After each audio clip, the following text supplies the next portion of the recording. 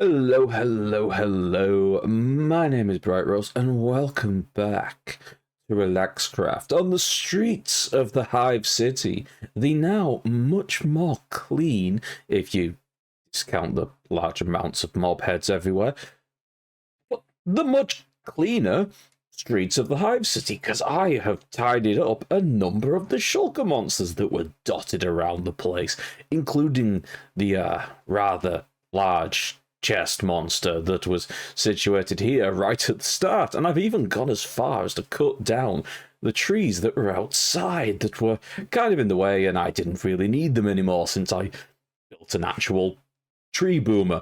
But progress. It's only taken a month or two or longer. I don't really remember how long it is, but they're gone. That's important, because what we are going to be doing in this area is expanding the streets of the Hive City out into what is currently the bay behind me, which is going to involve cutting open this arch even bigger to make it a nice processional way through.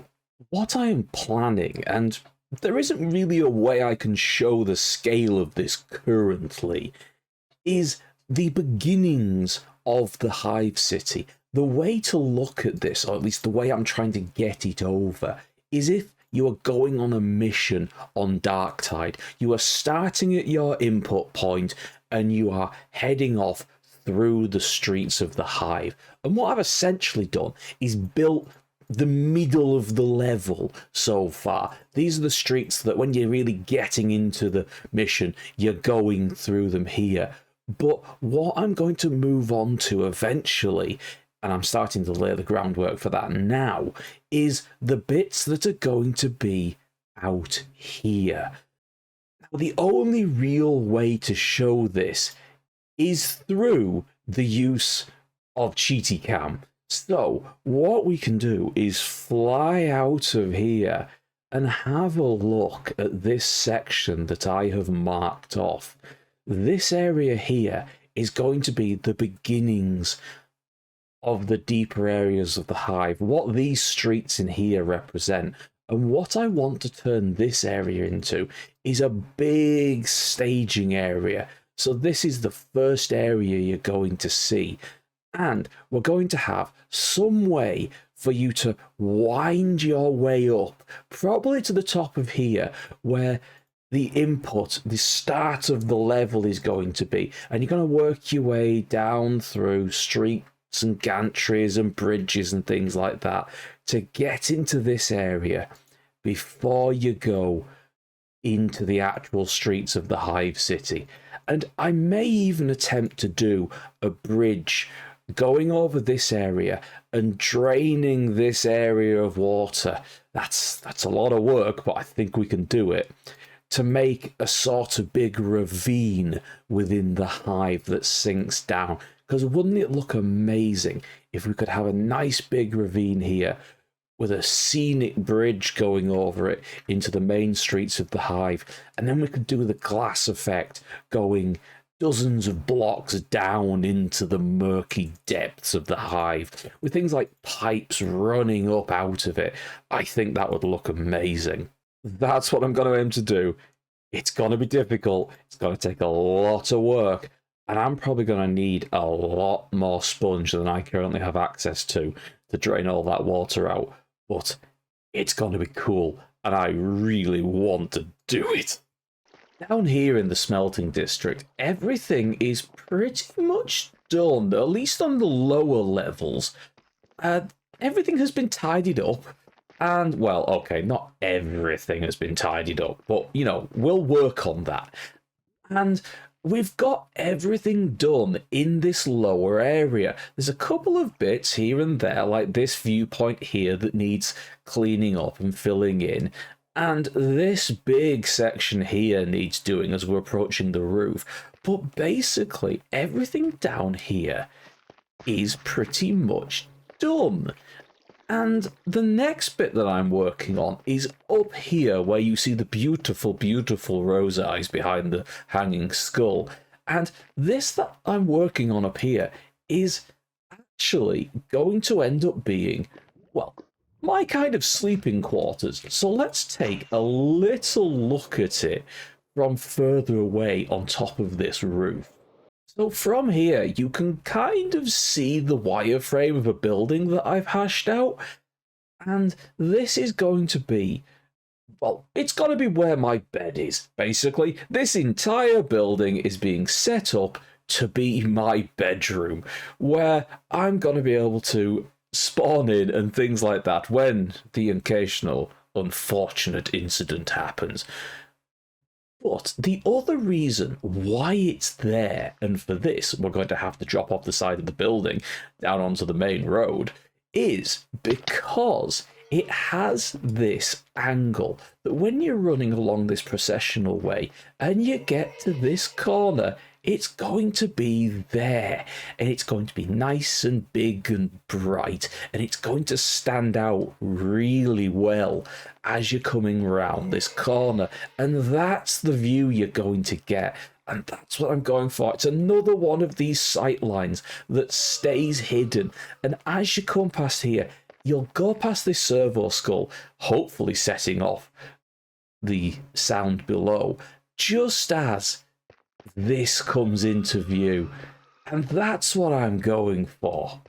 I'm also going to have to do something with this. Probably a couple of passageways and things like that and bridges. But, you know, we'll get to that. We'll get to that. We're up here at what I am very tentatively calling the Imperial Palace, because I'm a Warhammer 40k nerd. And this is where my bedroom is going to be. If we run forward along here, and this area is only going to be accessible by elytra, I'm probably going to regret that. But we'll see how that goes.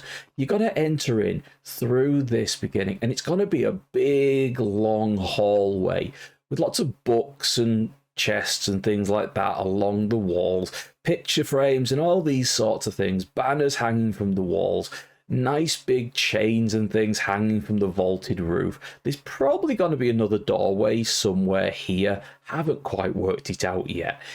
But what I might do, and I'm literally coming up with this idea as I talk to you, is you come in through this door here into this sort of greeting area, and right here, probably about where I'm stood now, we'll have a nice big statue of me stood here triumphantly in the middle, and then we'll have a wall between these two corners here with a door on either side. That might work really nice. We're going to do that. That's happening now. That is definitely happening now.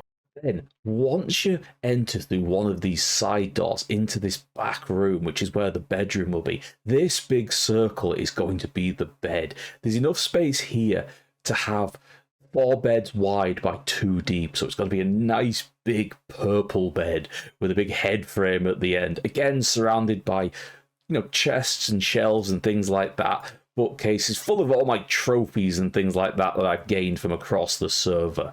So that's what I'm going to have, and we'll have a nice big artwork in this area behind the bed, and it's going to look very cool. We're going to have all the usual chains and lanterns hanging off the dome up there, like I normally do, to light up this area. This floor ultimately probably isn't going to stay. I'm going to change it. I just threw this down as a rough patterned floor to begin with, and I'm probably going to put carpet and wood and things down instead, just to give it a bit more of a rich, luxurious look than this flagged floor currently is. We're probably also going to have to move the beacon, but yeah, we'll do that at some point. We'll definitely do that at some point. Zombie has infiltrated my bedroom. Oh no. No. Where did you come from, zombie? You golden armored monster. What's happening? No, go away. Go away. For a second, I thought there was another one. See, this is a problem with creating a new build area. Suddenly, I haven't lit an area up quite as well, so it's probably fallen from on top of there. Good thing it was a zombie and not a creeper. Otherwise, that could probably be very bad. Goodbye.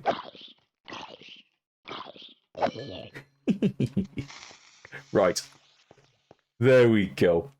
We'll find that place in a moment and make sure that's definitely lit up. just so we don't get any surprises falling on my head as I sleep. Hello, future editing Rose here, just dropping in to let you know about what you're about to see.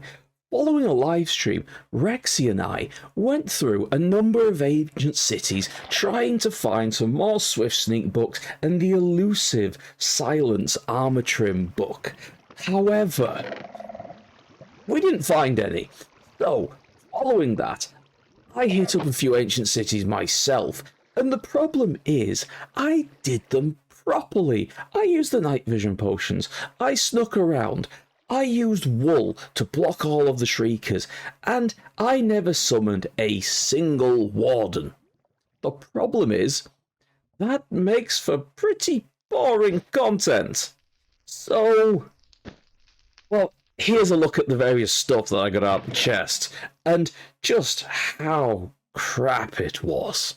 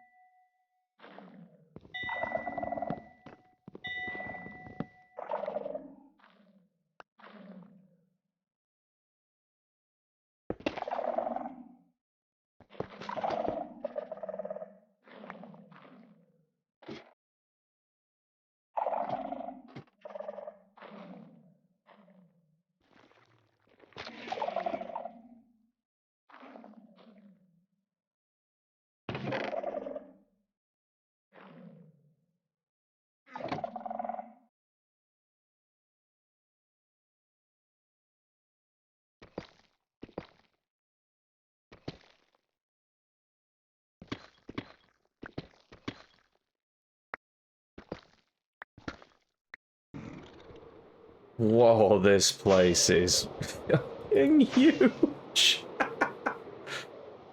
That's fine. I'm gonna hide under the portal thingy for a bit here. Oh, that's probably a good idea. I'm just going to lie around for a bit and take in this place. Because I must have spawned one right above me. It did sound like that when I was floating down from above you. It was a very big heartbeat. That's a lot of water coming down. Is that an aquifer?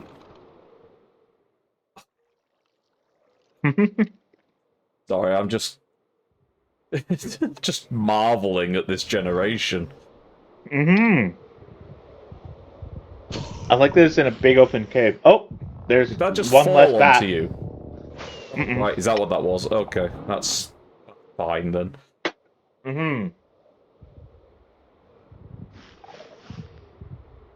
Where is it? I don't know. Oh, I see. Goodbye, Skelly. Oh. Well, that's not good. It's within 20 blocks of us. They absolutely hate bats. Well, yeah. So, if it... that was not what I wanted to do. Oh, good, it's gone away. It didn't kill the Skelly. We didn't make enough noise. I'm going to take these rockets out of my hand. Can we just appreciate how nice the redstone in stone block looks? Yes. Yes, it's very nice. Are you getting tired? Sun's getting low, big fella. I swear if there's another bat. Oh, God, you heard a bat. Oh, it's going for the spider. Is it sniffing the spider?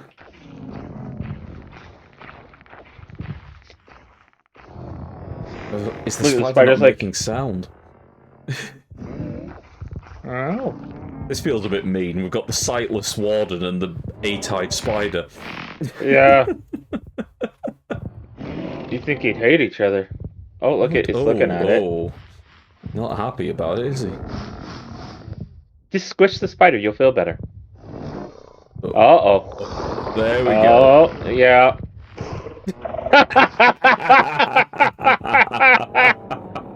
And the winner, with a clear knockout, is the Warden. Yeah. Yeah, it's gonna have to die. Oh. Alright. Half an hour later. It's trying to pathfind to us, but it can't, because it can't beat the water stream. Yeah. Aw, poor Warden. All that strength and aggression and can't beat a little water stream. I want its head, but there are a bunch of things there.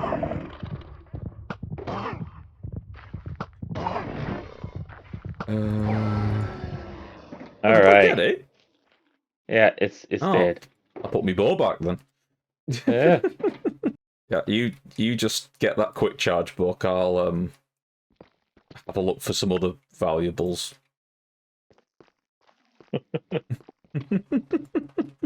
Hey, if we get that armor trim, we're gonna need these diamonds. Maybe this redstone as well. That was very close. I'm going to leave this place now. Progress on base building this week has mainly been working on these wide, high areas as we begin to stretch the walls of the hive upwards. And we're beginning to fill in these gaps, such as between this church-like building and the edge of the foundry here. So you can see I've begun to stretch this wall up here, and I'm putting in little lights, little pipework and things like that. So you get the kind of idea of more going on up there, and I've tried to achieve something of a gradient going between these nether bricks here up into the deep slate, so you can see the colour beginning to move away and blend into the darkness as you go up, with these little hints of light there. As I experimented with this strip that you can just see behind me to my right here as it fades into the darkness, and what we'll do, we'll have a closer look so you can see exactly what I've been doing up there. Using the wonderful cinematic powers of FreeCam, we can zoom up and have a look around at what I've tried to achieve. So, like I said, we start off with the nether brick at the bottom here, and it moves up into the deep slate tiles at the top here, and it just blends away into the darkness. With having these little points of light as well, broken up by the trapdoors covering them, it gives the just little hints of light here and there, like there's something going on, without having to throw too much detail into the general area of the building anyway, because bits like this, they're not really going to be ever seen close up, unless someone is flying around and crashes into it, or, you know, they're utilising FreeCam like I am. So these bits of wall have got just enough detail to show that there is something going on as you're moving through the hive, but ultimately they're not going to have that much attention on them as you run through them, and they're designed ultimately to be half seen in the background as you're moving around, which allows to have this visual effect that I was going for, where these things in the foreground, the middle distance and the background appear and disappear at different speeds. So you get all of these different visual angles as you're moving through the streets of the hive. And I think I've really begun to get this effect down, and there's going to be even more, because whilst this section here that I've completed is in the middle area, there's again going to be an even higher section here, and then you're getting into, well, whatever I'm going to end up doing with the roof. So it's really coming together, and of course we have the chimneys and the towers piercing up through all these layers as well, and it's really beginning to give you an idea of scale and what's going on, looking over the whole build of the hive. Up here at what is currently the top layer of the streets of the hive, we have the current progress on the kind of palace that I'm working on at the top of here. And it's not huge, it's certainly not in the design of a mega build, but there's just enough going on with carrying on the various aspects of the build that I've got down below. And I'm just slowly adding bits of detail in here and there, adding more to the build, taking bits out where they don't work, and adding a little bit of texture in here and there. It is very slowly coming together, and I'm not rushing this one. I'm just coming up, adding little bits here and there when I've got the various inspiration of the little bits.